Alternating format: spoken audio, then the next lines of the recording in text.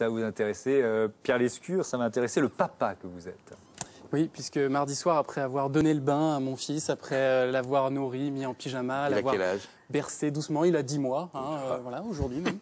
Eh bien, après avoir fait tout ça, j'ai regardé la télévision pour voir comment les autres pères s'en sortent.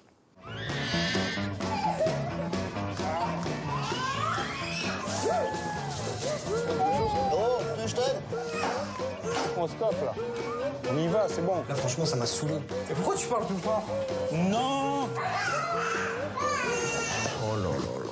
C'est merveilleux, les enfants, contrairement à ce que cet extrait veut nous faire croire. Nouvelle télé-réalité de France 4, Panique pas, papa. Oui, Panique pas, papa. Il fallait bien le lire comme ça, parce que de temps en temps, on voyait pas bien le logo, on lisait pas bien les deux premières lettres du logo. C'est vrai, quand on voit le logo. On voit bien, voilà. On est en prime sur le service public, pas de confusion sur le concept.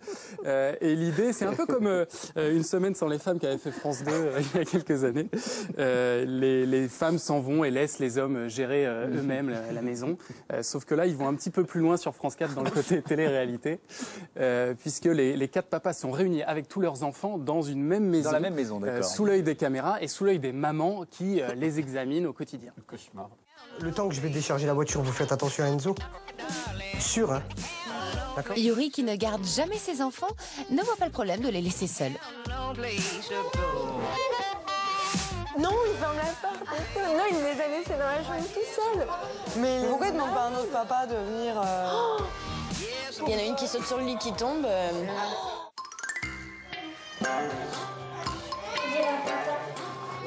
Et voilà, on fait comme papa a dit. On surveille Enzo. C'est pédagogique, en fait. Heureusement, il y avait le caméraman qui restait. Oui, c'est ça. Le gamin légèrement tétanisé par le caméraman.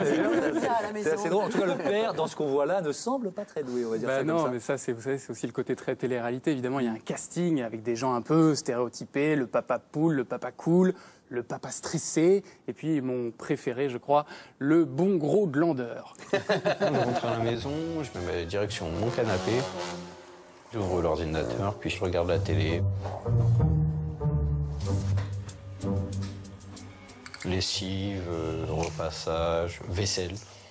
Je suis exempté de tout ça parce que je le fais trop bien et qu'elle doit rattraper mon retard. Ce qu'il y a de merveilleux en plus avec lui, c'est qu'il trouve une excuse pour tout. Je venais voir si t'avais besoin d'un coup de main, mais t'as fini. Je t'aiderai, ce soir je te ferai à manger. Ce que je me dis, c'est que tu te fais à ma place et que je le fais par procuration. Réaction d'Alice, il est insupportable. C'est de la télé-réalité, ils ont peut-être choisi les pires moments. En tout cas, c'est un bon personnage télé. Oui, non, il est potentiel. Il est formidable. Et puis une fois dans la maison avec les autres pères, vous allez voir qu'il fait tout pour éviter surtout de parler à son enfant ou de s'en occuper 2 secondes. Il est même un petit peu crispant par moments.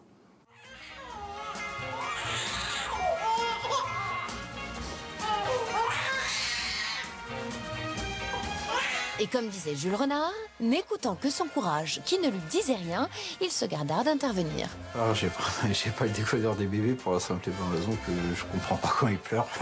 Non, mais elle veut des bras, là. Elle veut des bras. Elle veut plus être dans le truc, en fait. Je ne peux pas savoir si elle pleure pour X ou Y raison. En tout cas, j'ai pas le moyen de le savoir. Benoît et les pleurs de sa fille, ça fait toujours 2.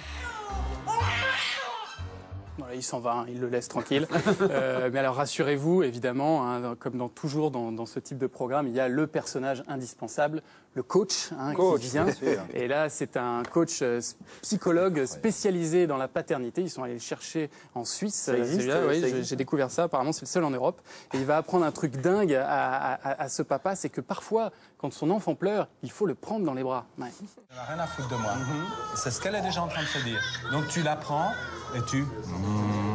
Vas-y. Voilà, regarde, elle va déjà mieux. Bah, c'est normal, elle veut les bras. C'est normal, elle? Elle veut des bras. Et alors? Eh ben voilà, t'as compris. Elle veut les bras. Ah, mais moi, je suis pas partisan des bras, moi. Elle te demande pas si t'es partisan ou pas. Elle te dit tout de suite, regarde. Dans les bras, c'est réglé. La problématique, c'est que dès l'instant qu'elle pleure, si elle pleure, il faut la prendre dans les bras. Oui. Bah, arrivé là, si j'ai des trucs à faire, Bon, bah tiens, je vais aller faire à manger. Allez, je vais aller dans la cuisine avec la petite et puis je vais me mettre à côté du feu. Puis il va y avoir des projections d'huile et puis elle va s'en prendre une et elle va se brûler. Tu vas où là? Qu'est-ce que t'as à faire maintenant? Maintenant à faire? Bah oui. Bah, je vois. Fait beaucoup d'efforts pour se rendre désagréable. Quand même, allez, c'est un programme qu'on aurait pu imaginer ailleurs, les audiences. Oui, peut-être sur M6, hein, ça collerait assez bien. Les audiences, 348 000 téléspectateurs, 1,3% de part de marché. C'est un score assez moyen, mais là, il y a peut-être aussi un problème de cohérence, peut-être dans la ligne éditoriale de France 4, entre Masterclass et Panique Pas Papa. Il y a un petit grand écart quand même. Mais bon. Pierre Lescure ne dit rien. Merci.